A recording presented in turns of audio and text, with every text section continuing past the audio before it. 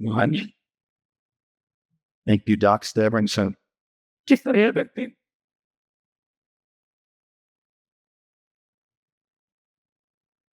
This past, there we go. Mom, there we go. This past week, I had to go towards Cone Hospital. I had to go into one of the office buildings downtown. You can pick up something, and it's a really nice office building. And the waiting room, in particular, was pretty nice. But when I get in there's no one in there, but the receptionist has gone to the back to get this thing for me.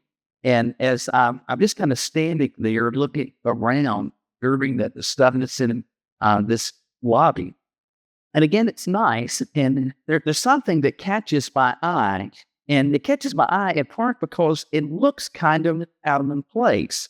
Everything there is nice. And this kind of looks like it had been a bulletin board where the stuff had been taken off of it, and it was just kind of blank.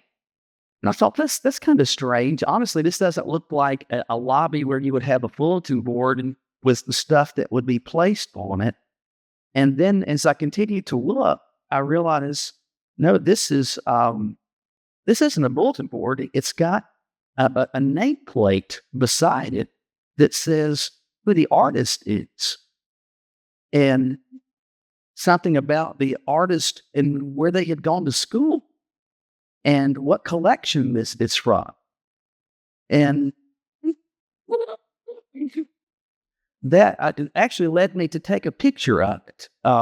At that point, the lady that I was waiting on, she comes out, and I'm just looking at it at this point, and she says, yeah, I don't quite get it either. But this is this is the thing that caught my eye. I said, at least a lot of paint wasn't wasted. I think we can agree on that. And she said, I think the canvas got bleached a little bit. I don't even know if you could tell it, but so it's just like tan canvas. There's a little bit of red up at the top, and there's a little bit of blue over on the corner, and that's it. But you see over to the side, that includes the name, the artist, the medium, all this stuff. And this so caught my attention that I took a picture of this because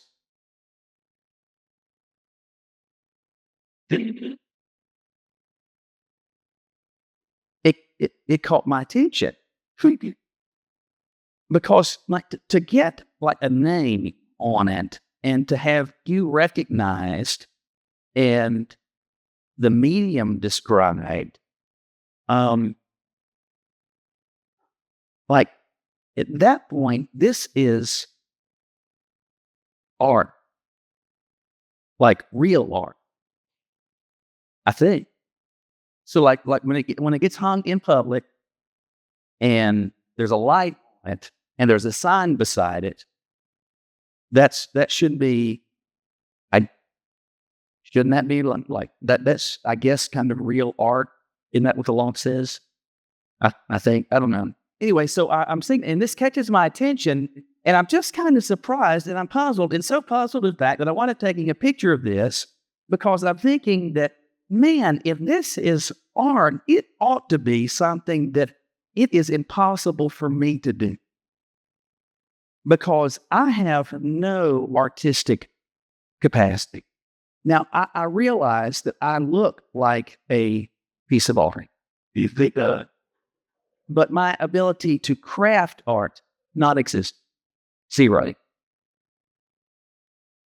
I'm not going to lie, though. I think I could do that. Pretty sure I could do that. Pretty sure it wouldn't take me very long either. So here's my thought. I see that, and I'm thinking, if this is art, I'm just kind of surprised because if it's professional art, so that it's named, its medium is described, and that the artist's background is detailed, and probably had a hefty price tag on it, I'm just thinking it ought to be, just different than that. In fact, kind of really different than that. In fact, I mean by that, better than that is kind of what I mean. I want you to hold that thought and apply it to a spiritual reality for a moment. You're aware of the fact, hopefully by your presence today, that there is a God who is. And by that, we mean that he exists. And not only does he exist, but he does stuff, amazing things.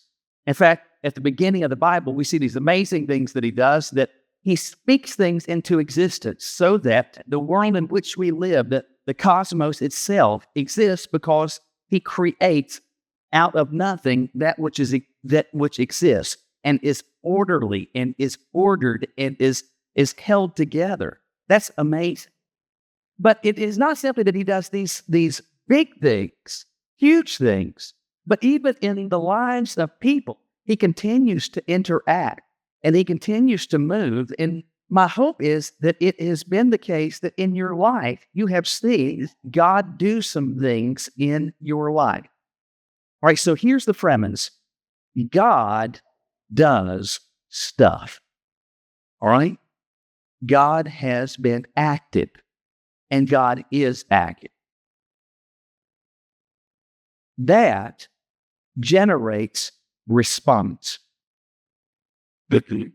In fact, it generates response from people who know and have a relationship with God, and it also generates response from those who do not know and who do not have a relationship with God. All right? My point is this. The response between those two should be pretty different. In fact, don't you agree? It should be very different. That if I know and have a relationship with God, the fact that I see him work and do things, that my response to that and to all that he's done ought to be very different than somebody that doesn't know and doesn't have a relationship, right? So we can agree on that. That's how it should. Here's the important reality. It's not always that way. And we're going to see that unfolding in the passage today as we continue walking our way through the life of a very unlovely woman that we know as Jezebel.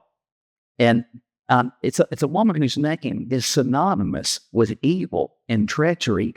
And oftentimes we are just tangentially exposed to her, but we start the other week just looking specifically at her life through this specific lens, that her life serves us as an example of the power and the scope of influence. And as horrible as she is, and she was, as treacherous as she was, and indeed she was, it says something to me as a follower of God about the power and the scope of influence. And we're going to see that continuing even today. All right, so if you would, take your Bible, open with me to 1 Kings 19. I want you to get there, and I want you to park for a moment, because it's going to take us a minute to get there. All right? 1 Kings 19 is where we're going to link. The last time we were dealing with Jezebel, we were introduced to her. You recall that she comes from a line of pagan, Baal-worshiping people. Her father was a Baal-worshiping person. She doesn't know God and doesn't like God, doesn't follow him. And she winds up marrying the king of Israel, a guy whose name is Ahab. And even though he's the king of Israel, these who are supposed to be God's people, his heart is very far from God. And after marrying Jezebel, her influence is such that they are worthy to become state sponsored in Israel, to the point that there are temples created and established to Baal, an actual regular sacrifice to Baal that is going on within the nation of Israel. Things are really, really bad. In fact, things are so really bad that God raises up a guy that you know, likely as Elijah. Elijah is a prophet, this messenger from God, and God, because of the condition of his people, sends Elijah to go and announce a message to Ahab, and the message is simple. Because you as the leader and you as my people have turned your backs on me, I'm turning the spigot off. A drought is going to ensue. And Elijah announces that until I say so, there's going to be no rain in Israel. Well, that's going to be hugely consequential because the crops are going to die, wells are going to dry up, and things are going to get really, really, really tough. And at that point, Elijah kind of heads off, and Ahab goes about his business. Jezebel goes about her business. All right, so as that continues, and Elijah is going about his business, and Ahab and Jezebel are doing what they have been doing, which includes this consistent worship of Baal, Elijah shows back up and he says, all right, it is time to settle this. Whether or not there is a Baal who is real, this pagan god, who will settle this. Is Baal real, or is the Lord God of Israel? Is that the real God? And so we're going to settle this. And so they go to Mount Carmel. They go to the top of the mountain. And you've got on one side, representing the Lord, Elijah. One and only him. So on Team God, Elijah. On the prophet of Baal's side, you've got 450, plus what seems candidly the majority of the people of Israel. They just kind of, okay, well, everybody's wearing the Baal t-shirt at this point. And so Elijah says, this is what we're going to do. They erect an altar. They place a slaughtered bull on it. And it's going to be a very simple challenge. They will call out to Baal and say, Baal, demonstrate your existence and your power. Consume this sacrifice by fire if you're reading it so. And then Elijah will have the same opportunity. So the day begins and the prophets of Baal start. And they start praying, oh, Baal, Baal, Baal, Baal. Baal, Baal, Baal. I don't know what kept the thought. Anyway, so that they start, but nothing's happening. And so as nothing is happening, they get louder. And so since they're getting louder and nothing is happening, and Elijah's sitting on it taunting them, saying, hey, maybe he's asleep. Maybe he's gone to the bathroom. Who knows? And so Elijah is taunting them, and they get to the point they're actually even cutting themselves to demonstrate their sincerity. But in spite of the intensity of their efforts, nothing happens. And it's been going on all day. Finally, it's Elijah's turn. And so, again, what we're needing is a sacrifice to be consumed with fire. Well, you don't have to be an Einstein to know that fire and water don't mix. Well, what does Elijah do? He has them get 4 large water jugs. And a trench is dug around the altar with 12 stones placed around it. 4 large water pots, fill them with water. Douse everything. Do it again. Do it again. So much so that the entire altar is soaked in water and the trench around it is full of water. And then Elijah calls out to God, the Lord of Israel, and God responds with fire. What kind of fire? Perhaps lightning. I have no idea. All I know is that fire comes from heaven, consumes the sacrifice, even the rocks and all the water. So that there is no dispute about who is real. And you've got to realize at this point, these 450 prophets of Baal who have been exhausted from calling out and slashing themselves, they're probably thinking, uh-oh. And it was uh-oh for them because at this point, Elijah has every one of them. He slaughters, kills them. So all that has just happened. Then Elijah says, wait a minute. I see in the distance there's a cloud, but it's a small one, about the size of a man's hand. Ahab, it's time to start heading for the house because it's going to rain. So little tiny cloud. Better run. Man, hand-sized cloud. But then all of a sudden, this torrential, horrific rain comes from this that started just as a man's hand. All of that has just happened since last we left the introduction to Jezebel. That sets us up for 1 Kings 19. You ready? Look at verse 1. All of that has just happened, and Ahab, verse 1, told Jezebel everything that Elijah had done and how he had killed all the prophets with a sword. So Jezebel sent a messenger to Elijah saying, May the gods punish me and do so severely if I don't make your life like one of them by this time tomorrow." Then Elijah became afraid and immediately ran for his life. When he came to Beersheba that belonged to Judah, he left his servant there, but went on a day's journey into the wilderness. He sat under a prune tree and prayed that he might die. He said, "I have had enough, Lord. Take my life, for I'm no better than my fathers." And he lay down and slept under the broom tree. Suddenly an angel touched him, and the angel said, "Get up and eat." He looked, and there at his head was a loaf of bread baked over hot stones and a jug of water. He ate, drank, and lay down again, and the angel of the Lord returned to Sackattai, touched him, and said, "Get up and eat, for the journey will be too much for you." So he got up and ate, drank. Then on the strength from that food, he walked 40 days and 40 nights to Horeb, the mount of God. He entered the cave, and there spent the night. Suddenly the word of the Lord came to him, and he said, "What are you doing here, Elijah?" And Elijah says, "I've been very zealous for the Lord God of armies, but the Israelites, they've abandoned your covenant. They've torn down your altars, killed your prophets with the sword. I alone am left, and they're looking for me to take my life." All right. This is what I want you to get. Everybody has seen God do amazing things. Ahab has seen it. Jezebel has seen it. Elijah has seen it. And we're not just talking about little stuff. We're talking about big stuff. We're talking about fire coming down. We're talking about rain from the size of a man's hand. Big stuff, miraculous stuff, and everybody knows it. And as verse 1 begins, Ahab, well, I just kind of picture as a little weasel, and he is. He's a bum, and he goes to Jezebel. And it seems very clearly, though she's the queen, she's the one that's ruling the roost in Israel. And he goes to her, and you can just kind of hear his snotty little weasel self. But he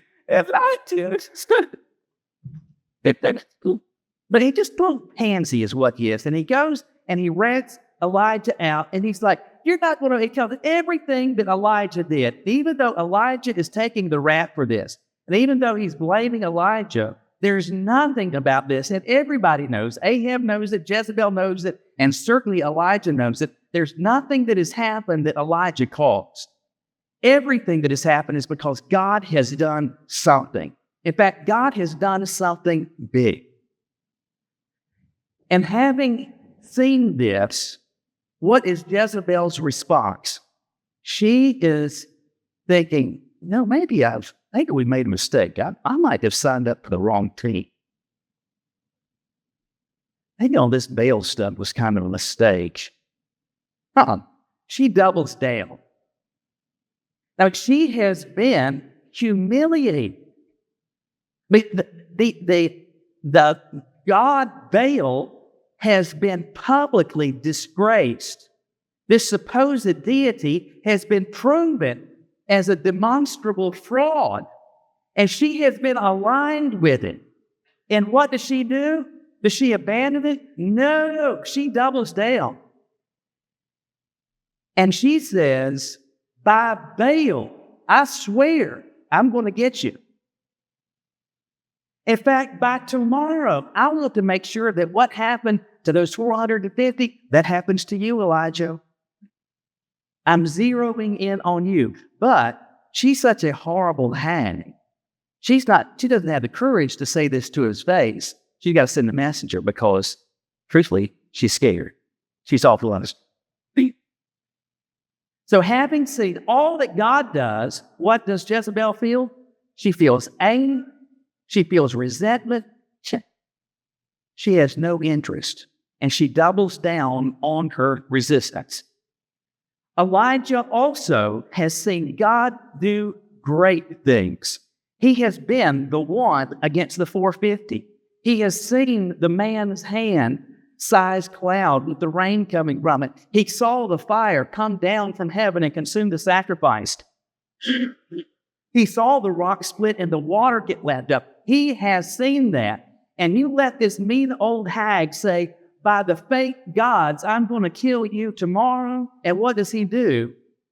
He heads south. Again, He started in Israel. That's the north. He heads south to Judah. He goes to the southernmost city in Judah, and at that point, he dismisses his servant. Why? Because he's thinking it's curtains. It's done. He goes to the southernmost city in Judah, dismisses his servant, and then does what? He goes another day further south. He's out even of the southern kingdom. He is way yonder away from Jezebel. Why? He is scared.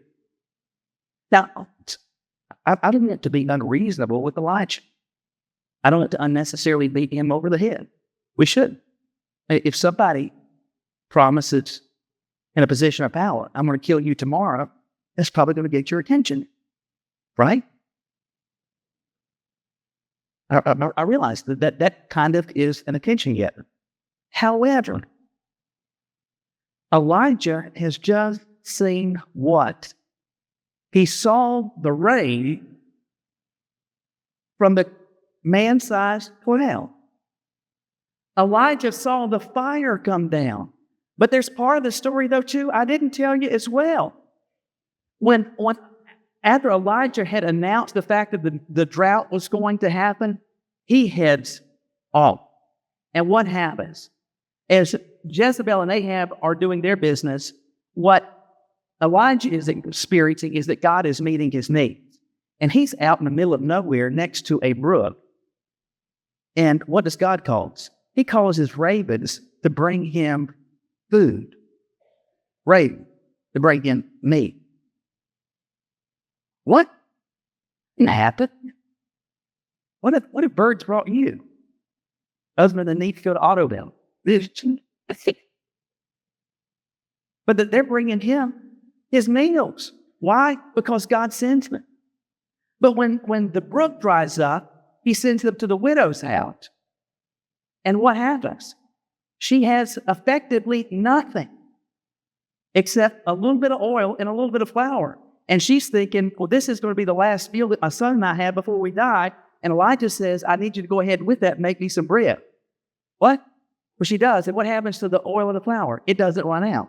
They keep making good old delicious Bojangles biscuits over and over and over and over and over and over, and it doesn't run out. Why? Because God keeps supplying. The boy gets sick. The boy dies, actually dies. And what happens? He sees God use him to demonstrate resurrection power over the dead. I haven't seen anything like that. Could you? Elijah has seen resurrection. He has seen ravens feed him. He's seen flour and oil that don't run out. He's seen hand-sized clouds that cause torrential rain. He's seen fire come from heaven. He's seen one guy against 450 going toe-to-toe, and he wins. He sees all of that, and he sees that God is on his side. But you let that hateful, nasty woman Jezebel say, I'm going to get you by the fake gods. And what does he do? He heads as far south as he possibly can. Here's my point. They have both seen the power of God. Shouldn't Elijah's response have been vastly different? Well, it should have. It really should have. Because those who know God, those who follow him, as they have seen him work, as they have seen him do things, it ought to generate a meaningfully different response.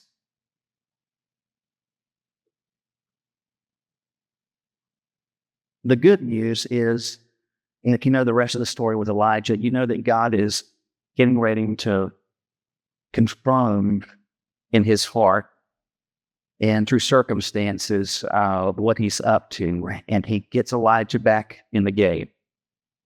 But Elijah is at a point, it's not simply that he's running. He's at a point where he says, God, go ahead and kill me. Go ahead and kill me. But the gig is up. It's done. Because Jezebel has said she's after me. And I want you to get them. Jezebel has pledged by what? By the gods. Which gods? The ones that just showed that course faith. So it's like saying this: I swear to you by the tooth fairy, I'm going to get you. And what does he do? The guy who has seen all of this, heading as far south as he possibly can, having seen everything that God has done, and he says, go ahead and kill him, the game is over. It shouldn't be that way. The people of God ought to respond differently to what God has done. So hearing all this, you say, okay, Michael, that's all well and good. What do we do with this? More specifically, what do I do with this? Let me give you a couple of questions that hopefully that God can use generates to take home application for you. Here's the first one. In your life, how long before the influence of God's word wears off in your life? In your life, how long before the influence of God's word wears off in your life? Now, before thinking through that, I want you to answer this question. When you hear the word influence, what does that actually mean to you? In fact, what does the word actually mean? Well, influence means to have an effect or an impact on. Influence means that something is having an impact on something else in a way that a difference is created, that in the absence of that impact, things would occur different. Let me give you an example. I'm not a golfer, but I'm aware of this. If you are playing golf, and let's say you're at the tee box and you're going to be driving the ball. Like if I'm going to be driving the ball, I don't know, 500 yards. With, say, 600. Anyway, so if you are going to be driving the ball this way, and let's say it's a par 5. You need to get it out as far as you possibly can in the fairway straight.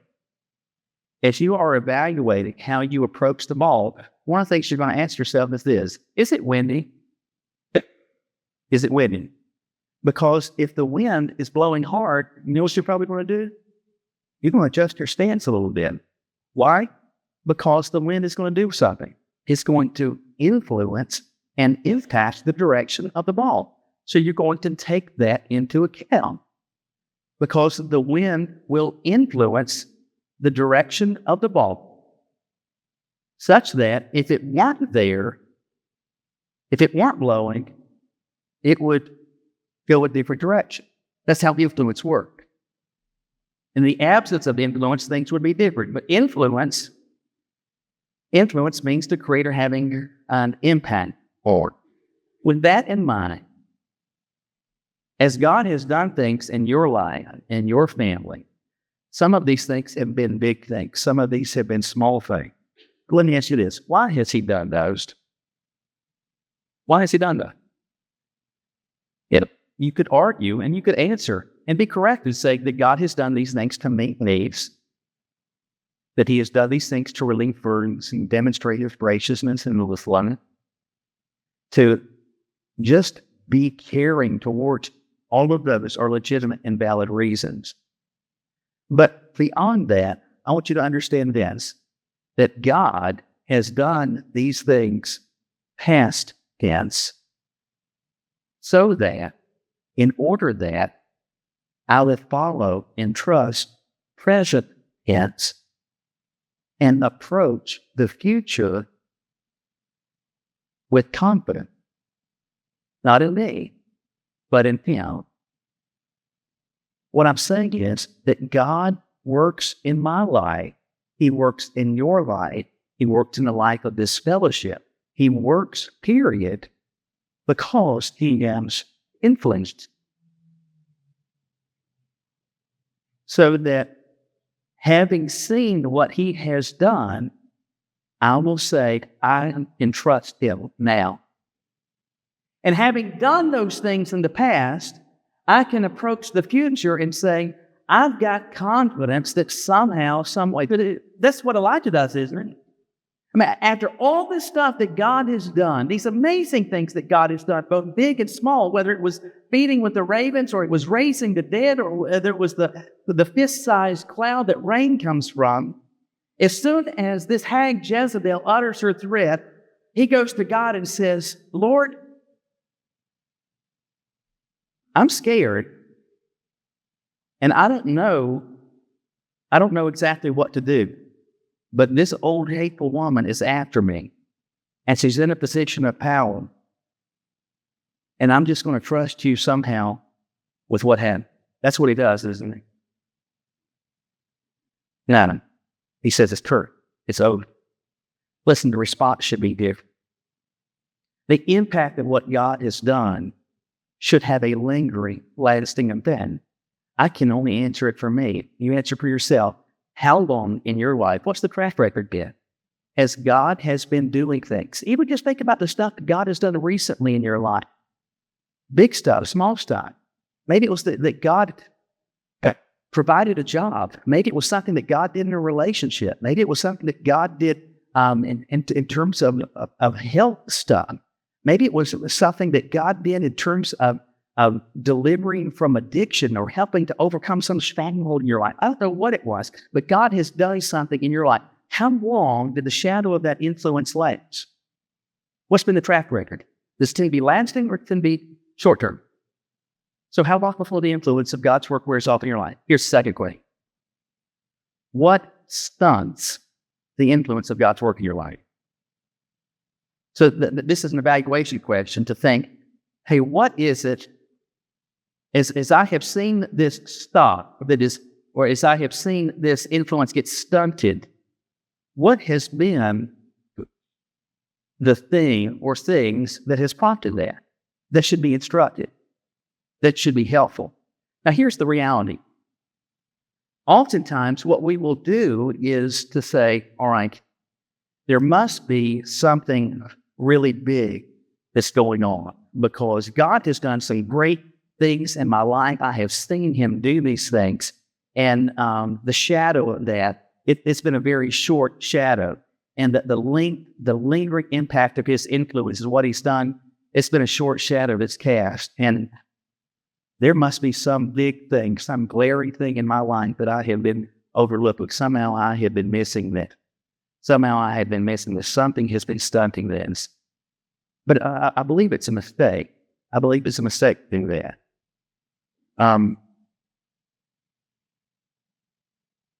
Because sometimes I believe it is often that it's quite small thing. But at the end of the day, pay attention to what's going on with Jezebel.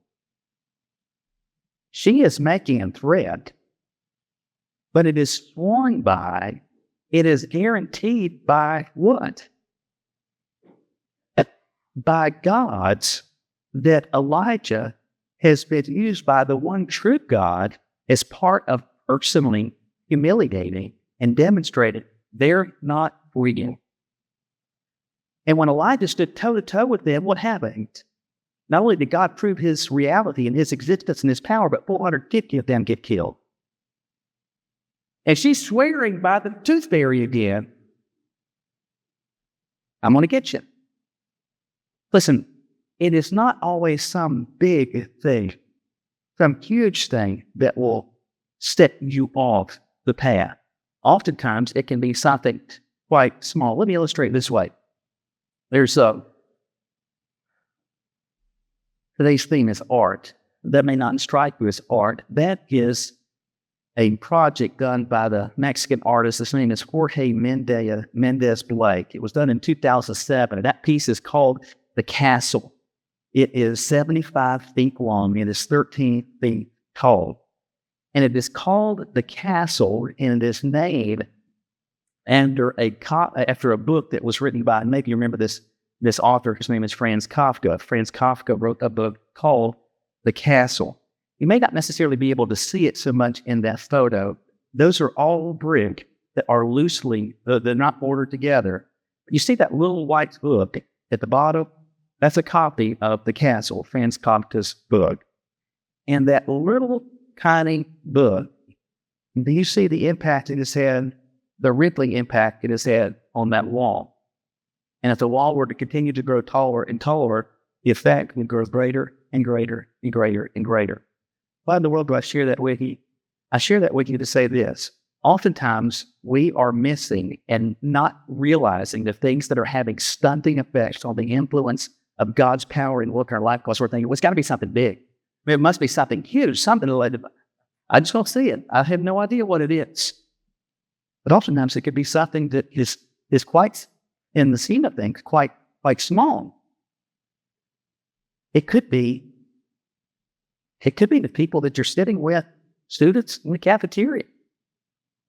And that conversation at lunch every day is having a cumulative effect in your life. And even though you have seen God do some things in your life, and there's been this growth that you've seen Him work in so many ways, the effect of these people who do not know and are not walking with God, it's having an outsized effect on, and an overshadowing effect on what God has done. Or maybe it's the adult that's having that same type of conversation with coworkers in the playground.